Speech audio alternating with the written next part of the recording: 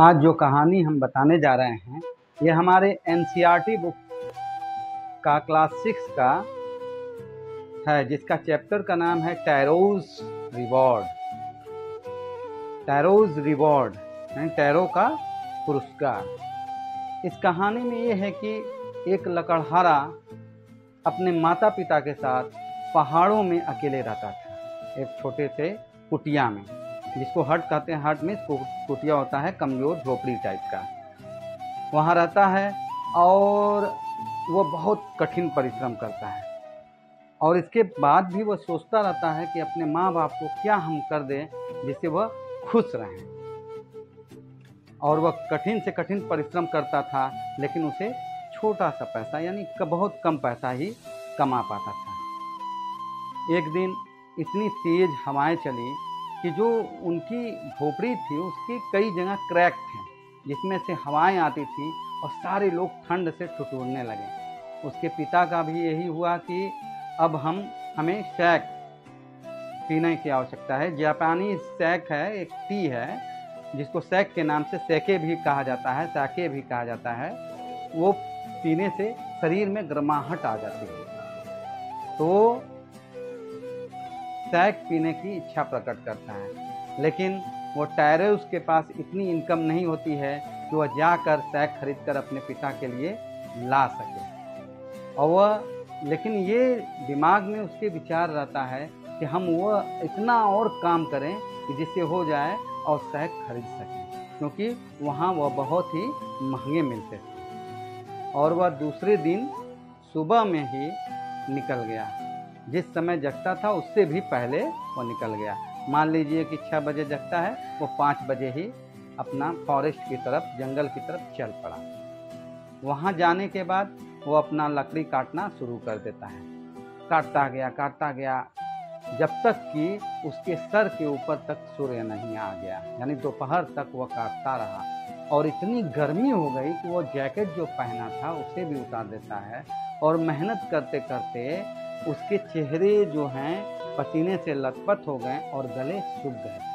अब उसे प्यास की एहसास हो रही थी। तभी काम करते लेकिन वह फिर ये सोचा कि नहीं, मेरे पिताजी की इच्छा है कि उनको शैक चाहिए, और जब तक हम काम अच्छा नहीं करेंगे तब तक वह शैक नहीं ला पाएंगे। और वह फिर से काम पे लग गया। तभी अचानक उसे पानी के चलने की आवाज़ सुनाई। एकाएक वह रुक गया और सोचा कि मैं इतने दिनों से जंगल में आता हूँ, लेकिन कभी भी पानी के चलने की आवाज़ नहीं सुना।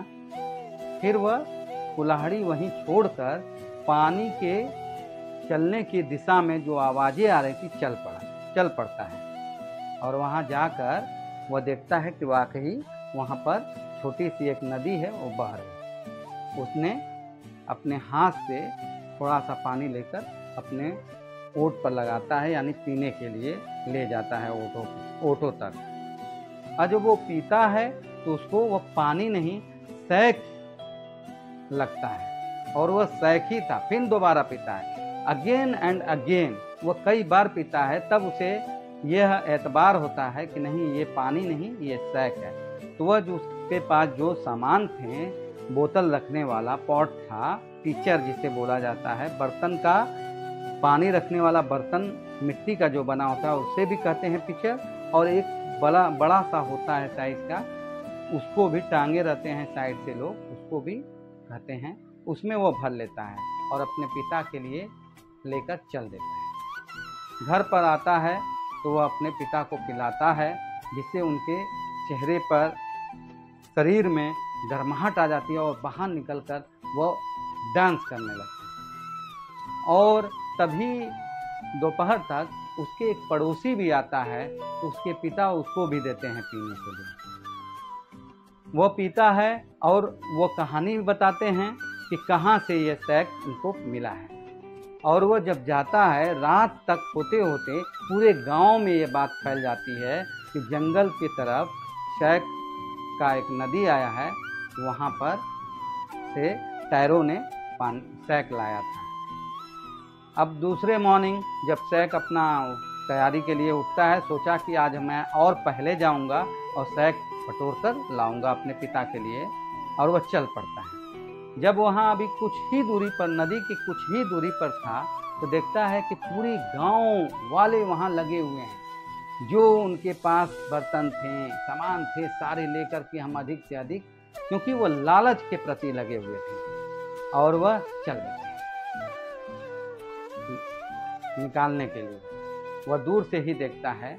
जब उसमें से एक गांव वाले ने सोचा कि चला हम पी कर देखें, जब टेस्ट लेता है तो उसे सैक नहीं बल्कि पानी का उसको स्वाद मिलता है। तो वो बोलता है, अरे ये तो सैक नहीं है, ये तो पानी है, यानी टैरो ने हमको बेवकूफ़ बनाया है, चलो उसको ढूंढते हैं। तभी टैरो जो है था, दूर से देख ही रहा था, चट्टानों के पीछे छिप जाता है, और वह टैरो को बहुत ही मन में बुदबुदाते हुए धीरे धीरे एक कर कर के वो गांव चले जाते हैं। तब टैरो जो है फिर बाहर आता है, और वहाँ और वो जब सारे गांव वाले उस नदी से चले जाते हैं गांव की तरफ, तो टैरो जो है उतरता है, और वो जानता है कि ये क्या हुआ, क्या कल मैं जो ले गया था वो नहीं है।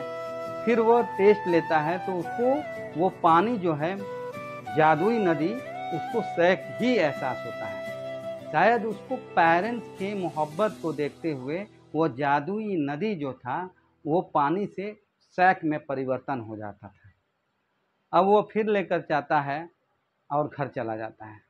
यह बात धीरे धीरे बहुत फैली, और महाराज, राजा, वहाँ के सम्राट जो थे जापान के, वहाँ तक ये बात चली गई। तो ये बात सुनकर राजा ने टैरो को बुलाया और 20 सोने की असरफियाँ दिया।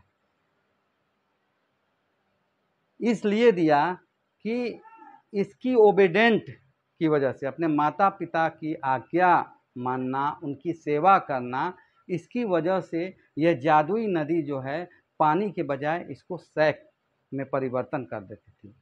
तो इसलिए वो रिवार्ड दिया कि इससे भी एक हमारे राज्य में सबक मिलेगा कि जिससे बच्चे अपने माँ बाप का सेवा करेंगे, रिस्पेक्ट करेंगे। इसलिए उन्होंने ऐसा किया। और वाकई यह एक रिस्पेक्ट और ईमानदारी का नतीजा था कि वो जादुई नदी के जरिए उसको पानी के बजाय सैक मिलता था। तो अगर हमारी सोच अच्छी हो और हम उस पर लग जाते हैं तो इंशाल्लाह कामयाबी ज़रूर मिलती है। और हमें कुछ परेशानियां आएंगी, लेकिन उसके बाद उसका हमको पुरस्कार ही मिलेगा। अगर वीडियो अच्छी लगी तो कमेंट करिए, लाइक करिए। शुक्रिया।